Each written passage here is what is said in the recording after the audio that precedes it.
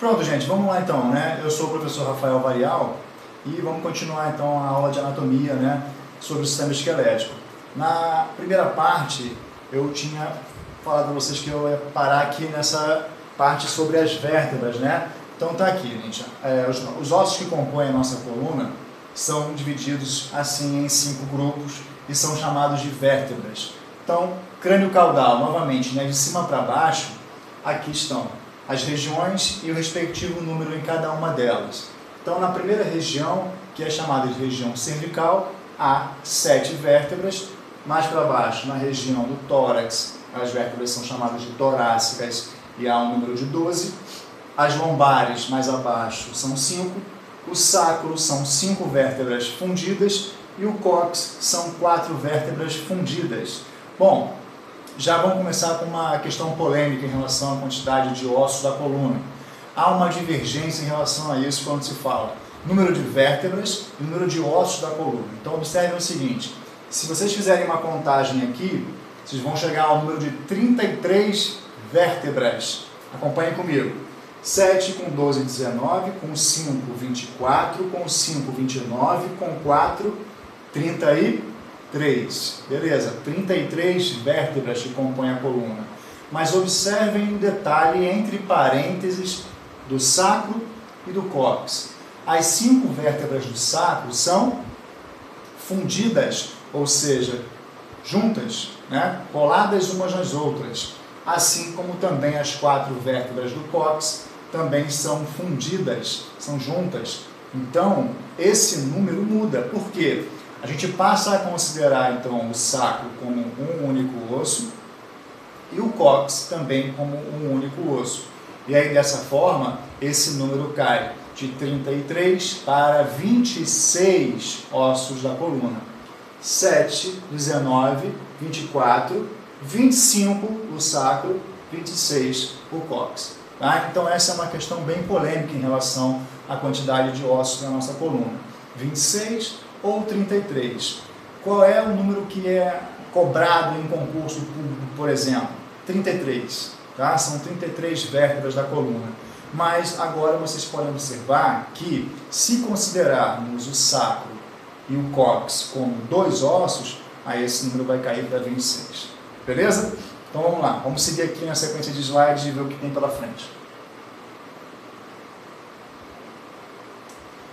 Aqui, gente, uma imagem já de algumas vértebras só por curiosidade, né, para identificação. Essas são vértebras cervicais, tá? Dessas 33, apenas 3 têm nomes específicos e 2 delas estão aqui. Essa aqui é a primeira cervical, que é chamada de C1. As vértebras são identificadas pela letra inicial da sua região e pelo número, pela sua posição na pilha.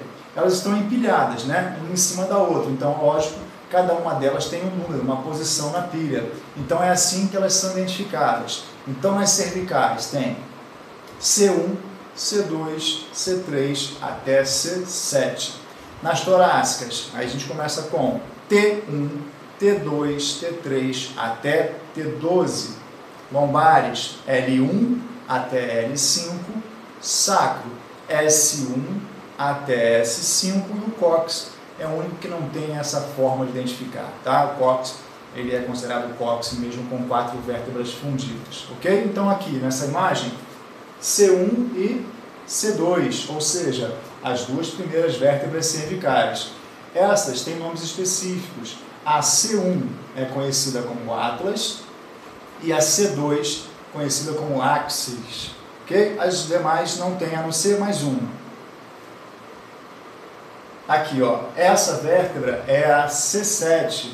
Essa também tem nome específico, ela é chamada de proeminente.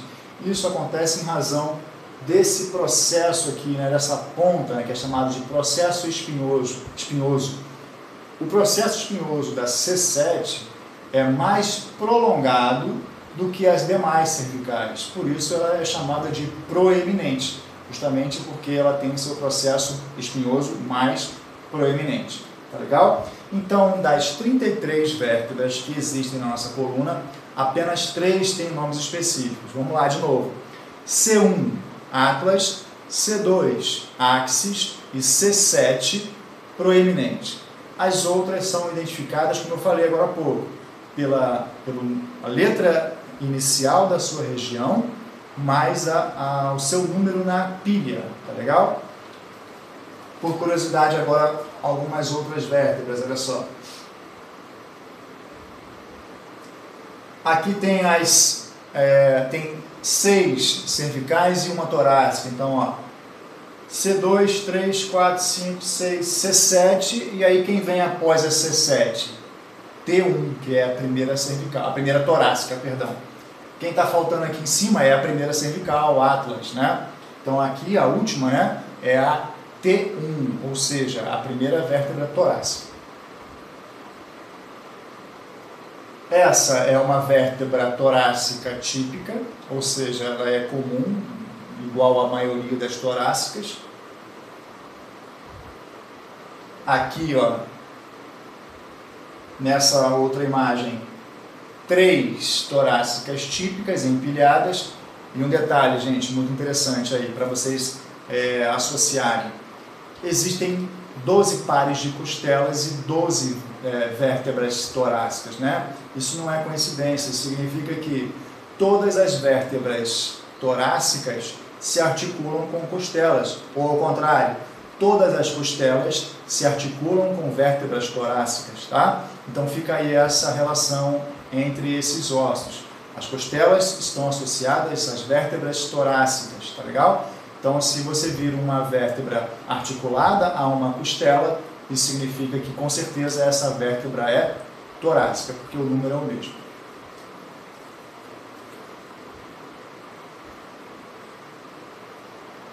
Essa aqui é uma vértebra lombar, essa é a última lombar, L5, né? Elas são 5 lombares, a última é a L5. E as lombares, elas têm uma característica marcante também. O corpo, que é essa área aqui arredondada, é maior do que as outras.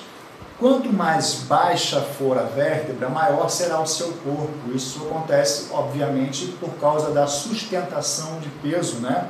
Então, mais para baixo, as vértebras suportam mais peso e aí, por essa razão, o seu corpo é maior. Beleza? Aqui, ó. 1, 2, 3, 4, 5 vértebras da região lombar. Então, ó, L1, L2, L3, L4 e L5. As 5 vértebras lombares empilhadas na sequência corretinha, que elas ocupam a nossa coluna. Aqui nessa imagem, aqueles 2 ossos, né, aquele conjunto de vértebras que são considerados um único osso, o sacro e o cóccix. Essa pontinha aqui é o cóccix. No sacro há 5 vértebras fundidas e no cóccix, em média, 4 vértebras fundidas, ok? Aqui é uma vista posterior e aqui a vista anterior, de frente, né? Então aqui de novo, ó, o cóccix, essa pontinha aqui e o resto, a parte superior, o sacro. Dá para perceber nitidamente quantas vértebras tem em cada um desses ossos e aí vocês façam aí a observação para ver que realmente são 5 no sacro e que são realmente 4 no cóccix. Mas lembrando, são fundidas, tá? Em todos os indivíduos essas vértebras aparecem fundidas, ok? Essa imagem é muito interessante, que mostra a coluna vertebral como um todo, né? Em 3 visões diferentes. Uma vista anterior, lateral e posterior. E aí, o que eu quero chamar a atenção aqui nessa imagem? Que a coluna, ela é curva, ela não é retilínea, ela não é reta, né? E por que ela é assim? Muitas pessoas acham, quando veem essa imagem do meio aqui, que a coluna está apresentando essas curvas, acham que isso é um desvio postural, um problema na coluna, mas não é, tá? A nossa coluna, naturalmente, ela é assim, ela possui 4 curvaturas, e essas curvaturas estão presentes na nossa coluna justamente para dissipar o peso da cabeça e proporcionar equilíbrio ao nosso corpo. Tá legal? Então, as curvaturas que existem na coluna são normais e, por essa razão, você pode dizer que são curvaturas fisiológicas. Agora, há curvaturas patológicas, né? Aquelas que são consideradas desvios posturais. E também há acentuações dessas curvaturas que são fisiológicas. Então, quando há uma acentuação, quando uma curvatura natural está aumentada, aí isso sim é considerado uma patologia. Porém, essas que a coluna apresenta naturalmente são curvaturas normais, fisiológicas, ok? Vamos passar agora para o próximo tópico aqui ao lado, que fala sobre as funções da coluna. Está aqui, ó. Beleza. Funções da coluna. Você pode até confundir com funções do esqueleto, né? Porque são muito semelhantes, ó. A coluna oferece suporte. Bom, suporte para quem? Para a cabeça, para músculos, para o tórax como um todo, né? Então é bem fácil entender essa função de suporte. Movimento do tronco, né? A gente tem essa movimentação, né, do tronco, flexão, extensão, vários tipos de movimento que o tronco realiza graças à nossa coluna. Então a segunda função, movimento, também é bem fácil de entender. E por último, proteção.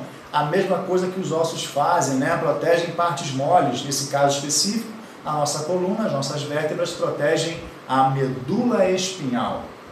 Não confundam com a medula óssea, que foi tratada no outro vídeo, na parte 1 do sistema esquelético. Essa outra medula, chamada de espinhal, faz parte do sistema nervoso central, tá? E não tem nada a ver com a medula óssea. Então a nossa coluna, ela protege a medula espinhal. Bom, perceberam também, não sei se vocês conseguiram observar, que entre uma vértebra e outra existe uma estrutura cartilaginosa chamada assim, chamada de disco intervertebral. Está aqui uma imagem bem de perto de como é o disco, né? Ele é composto de cartilagem fibrosa, então dá para perceber que tem uns anéis fibrosos aqui em volta, porém o núcleo, a parte central dessa cartilagem, é mais macio, é chamado núcleo pulposo, ele é meio gelatinoso, tá legal? Para que serve esse disco intervertebral? Ou seja, o disco que está entre as vértebras, para reduzir o atrito entre uma e outra, né? Eles funcionam como pequenos amortecedores entre os ossos da coluna e aí reduzem o impacto que há entre uma vértebra e outra. Então funcionam exatamente como amortecedores, tá? Reduzindo o atrito, o impacto entre um osso e outro, entre uma vértebra e outra. Ok? Bom, mas há problemas que acometem os discos intervertebrais. Então, nessa imagem aqui, tem alguns dos problemas que os discos podem apresentar. Então, aqui em cima, ó, na parte superior, vocês vão observar ali um disco normal, íntegro. Aí vocês estão observando a espessura dele, né? Qual é o tamanho que ele deve ter. E embaixo, um disco degenerado, já com alguma deterioração causada por alguma patologia. Um disco protuso é quando ele fica assim com uma barriguinha para fora, uma protusão. Não é ainda uma hérnia, mas é um indicativo, né, de uma hérnia, uma possibilidade de uma hérnia. O que é a hérnia então? Aqui embaixo. A hérnia é quando o núcleo, que é gelatinoso, ele extravasa, ele sai do centro e foge para algum lado, né? É uma espécie de fuga mesmo do centro quando há uma compressão excessiva entre uma vértebra e outra, né? Isso ocasionado geralmente por um desvio postural. O núcleo, que é gelatinoso, ele procura uma saída, né? Se está sendo comprimido excessivamente, ele foge do centro, tá? E aí, ao fugir do centro, ele vai herniar. Então, a hérnia é uma fuga do núcleo pulposo para algum dos lados. O problema da hérnia de disco é que essa protusão, né, o núcleo extravasando, ele muitas vezes comprime algum nervo que sai da medula, né, algum nervo espinhal, ou a própria medula, e é o que causa dor em pessoas que possuem esse problema. Legal? A dor na hérnia de disco é causada pela compressão nervosa, né? O disco, o núcleo está comprimindo algum nervo e é isso que causa dor. Mais abaixo, um disco desgastado, desidratado, né? Isso costuma ocorrer naturalmente ao longo do dia, a não ser que seja uma patologia, tá? Mas essa desidratação ela ocorre normalmente, e aí durante o sono a gente tem a reidratação dos discos. E aí embaixo, os discos degenerados e também com osteófitos, que são formações irregulares que ocorrem aqui nas bordas de algumas vértebras. O corpo da vértebra fica maior, ele apresenta formações ósseas irregulares, isso é chamado de osteófito, beleza? Então aí, gente, em resumo, alguns danos que podem ocorrer aos nossos discos intervertebrais, os nossos amortecedores da coluna. Bom, vamos para outra parte agora, né? Saindo do esqueleto axial, não sei se vocês se deram conta, mas até agora eu estava na parte axial, falando sobre ossos que formam aquela espécie de eixo central do nosso corpo. E agora vamos para a segunda parte, que é o esqueleto apendicular, ou seja, os nossos membros, né? Os membros superiores e membros inferiores. Então a parte apendicular, tá ali em cima, ó. Membros superiores são 64, membros inferiores são 62 ossos, ok? Lembrando que apendicular, palavra que indica pêndulo, né? O que está pendente.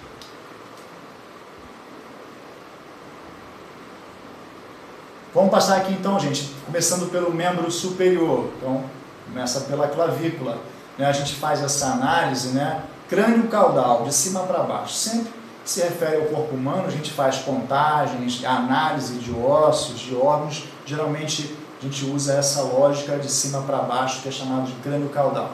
Então, crânio caudal, a gente vê, então, primeiro a clavícula, né? Um osso que está localizado aqui na parte anterior superior do nosso tronco.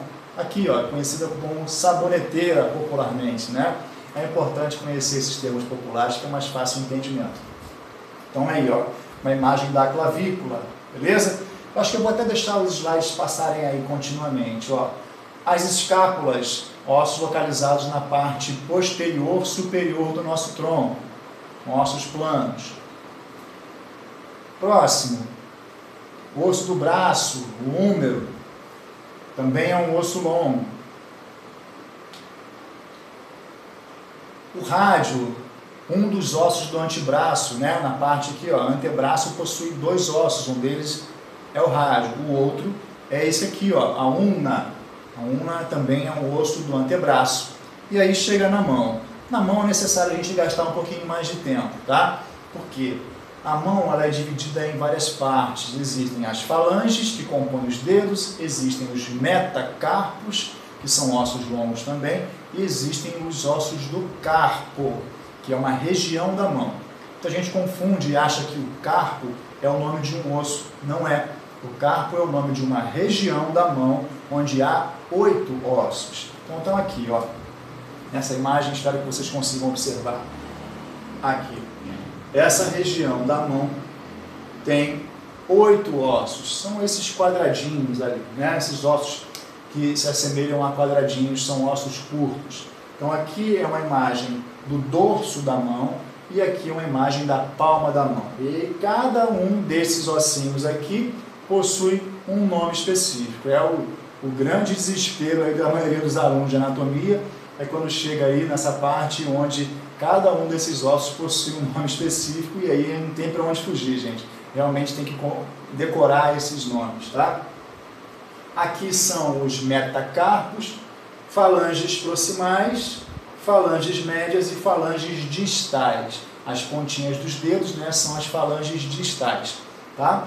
Esses conceitos, gente, proximal, distal, eles são observados, eles são estudados numa outra parte da anatomia, que é a parte chamada de introdução à anatomia macroscópica, tá? Em breve eu vou fazer um vídeo também sobre essa parte. Beleza? Então aí, na mão então há essas regiões. Primeira região onde há 8 ossos, que são os ossos do carpo. Segunda parte, os metacarpos, que são 5.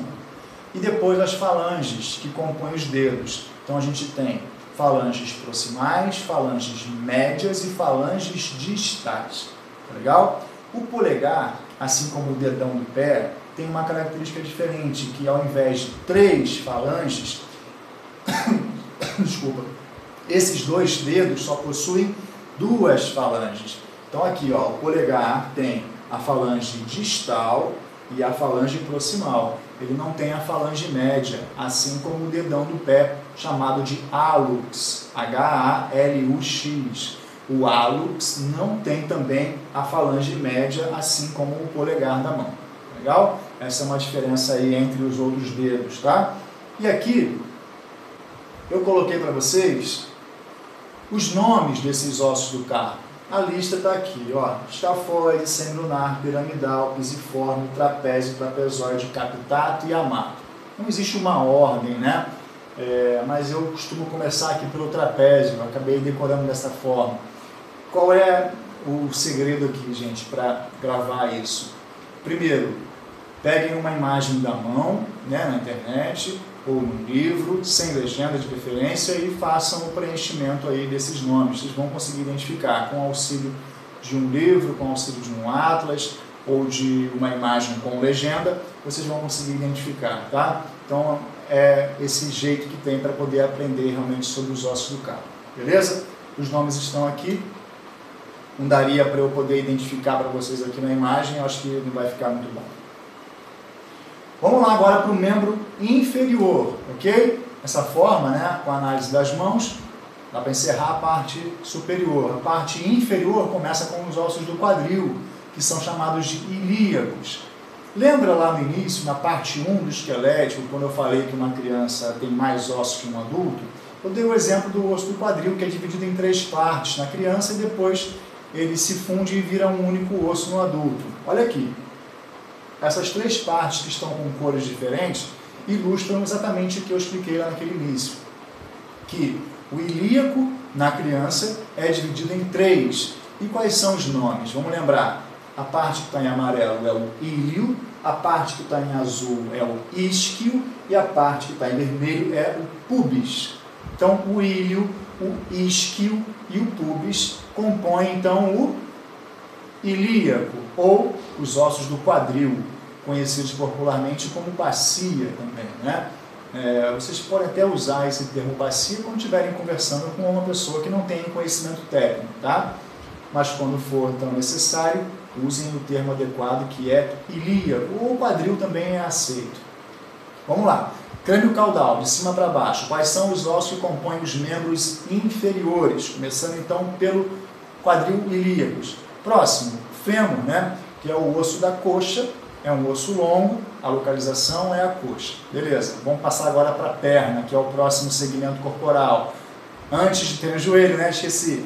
O joelho tem a patela, vocês já viram também antes, e aí agora para a perna, né? A tíbia é um osso medial da perna, aquele que está por dentro, e o próximo osso da perna é a fíbula, que é lateral, está pelo lado de fora da perna.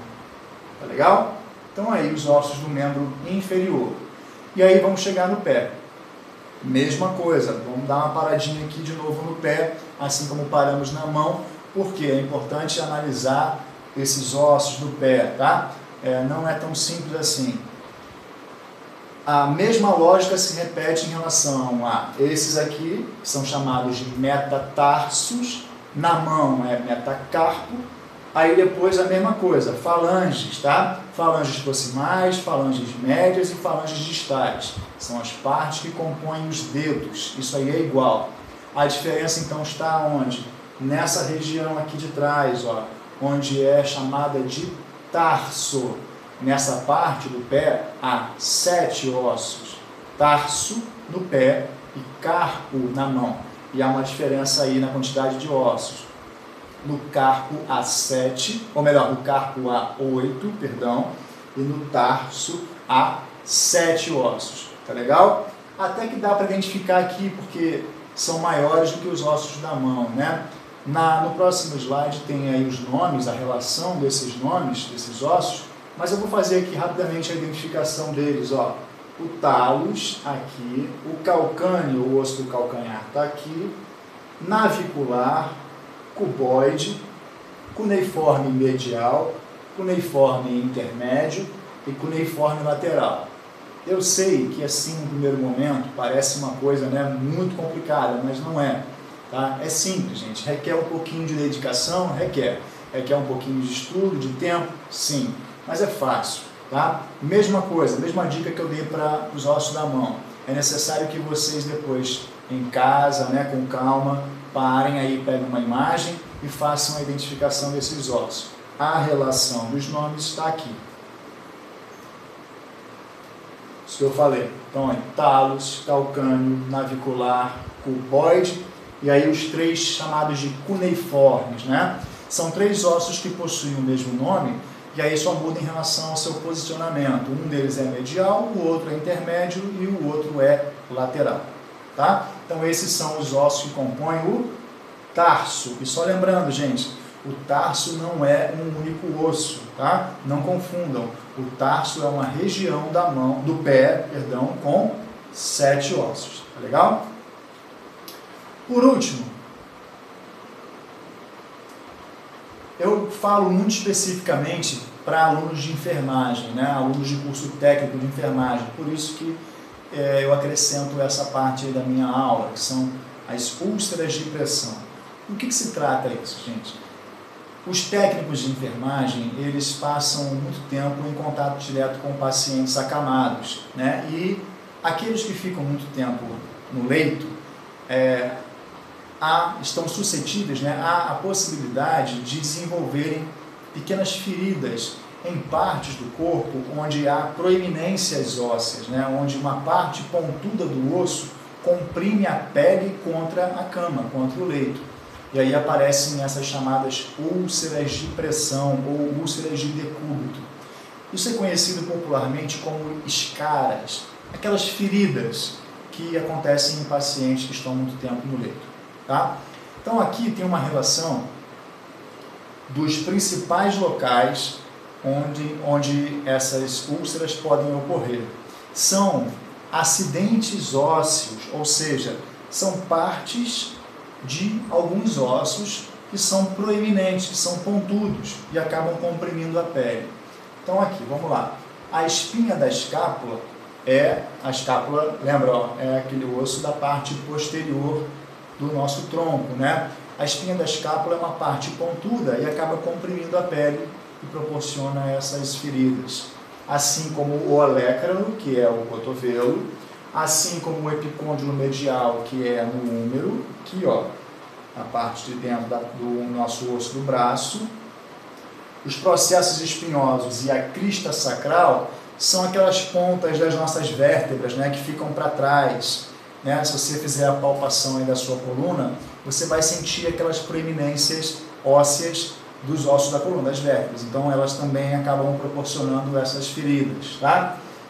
O que mais? A crista ilíaca são aqui, ó, os ossos do quadril, essas duas pontas aqui, ó, para cima, ó, que ficam para frente. Isso quando a pessoa está muito tempo em decúbito ventral, né? Barriga para baixo. Tá? Então a crista ilíaca. A espinha ilíaca, a crista ilíaca é atrás, perdão gente, confundi. A espinha ilíaca antero-superior é que é essa para frente, a crista ilíaca é aqui para trás, tá? Aqui, ó, no quadril, beleza? A crista sacral já falei, o trocânter maior é no fêmur, na lateral do fêmur, que é ao lado do quadril, e por último o calcâneo, que é o osso calcanhar, né? Com apoio constante do calcanhar na cama, no leito, também é um local onde aparecem úlceras de pressão. Então, essa parte aqui específica, gente, é muito mais voltada para o aluno de enfermagem que está em contato direto com esses pacientes e que é o responsável por ajudar aquele paciente a se locomover, né? Aqueles que não conseguem se virar sozinhos precisam do auxílio desse técnico de enfermagem para poder mudar de posição com frequência e evitar que essas feridas aconteçam. Então é importante para esses alunos conhecer esses acidentes ósseos, porque já vão, dessa forma, poder evitar, poder ajudar esses pacientes a não desenvolverem essas feridas, esses problemas. Tá legal? E aqui, por último, essa é a última parte, onde eu fiz um resumo sobre as atualizações em nomes de ossos. Por que isso? Mais uma vez eu pude observar, com a minha experiência em sala de aula, que muitos profissionais da área de saúde, principalmente mais idosos, ainda usam nomes antigos de alguns ossos, principalmente médicos ortopedistas. Não sei por que razão, alguns não se preocupam em se atualizar, né? Então eu coloquei nomes antigos e nomes atuais de alguns ossos. Para que isso? Caso vocês durante o trabalho de vocês em alguma unidade hospitalar, ouvirem um médico ou um outro profissional falar um nome desses aqui antigo, para que vocês não fiquem perdidos, tá? Então, vocês vão agora poder saber que ossos são esses que eles estão se referindo, tá bom? Então, vamos lá. O que é conhecido como zigomático hoje, aqui, ó, que são os ossos da maçã do rosto, eram chamados de malar há uns anos atrás. O que é a mandíbula, ó, parte inferior aqui, ó, era chamada de maxilar inferior. A ulna, que é o osso medial do nosso antebraço, era chamada de cúbito. Eu já ouvi alguns ortopedistas falarem cúbito, fratura de cúbito. Já faz bastante tempo que mudou para ulna. As escápulas, né, na parte posterior do nosso tronco, eram chamadas de omoplata. Isso é mais recente, né, essa mudança é mais recente.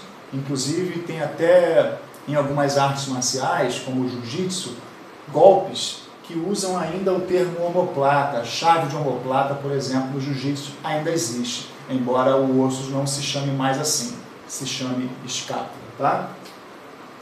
A patela, a bolinha do joelho, como eu falei, era chamada de rótula há uns anos atrás, e a fíbula, que é o osso lateral da perna, era chamada de perônio, tá legal? Era muito comum se ouvir assim, a pessoa que quebrou a perna, fratura de tíbia e perônio, era muito comum usar essas duas expressões, esses dois nomes, tá? Tíbia e perônio, que são os dois ossos que compõem a nossa perna, ok? Que a gente conhece popularmente como canela, né? É a perna, ok?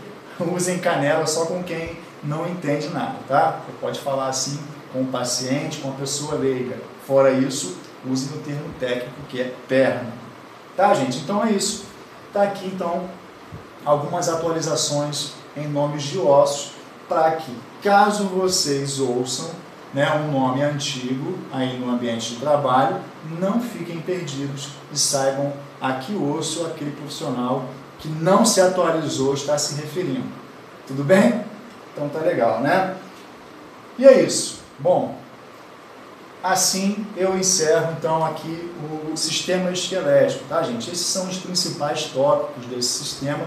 Espero que vocês tenham gostado do vídeo, espero que a explicação tenha sido proveitosa e até o próximo, tá? Até o próximo sistema, até o próximo vídeo. Grande abraço.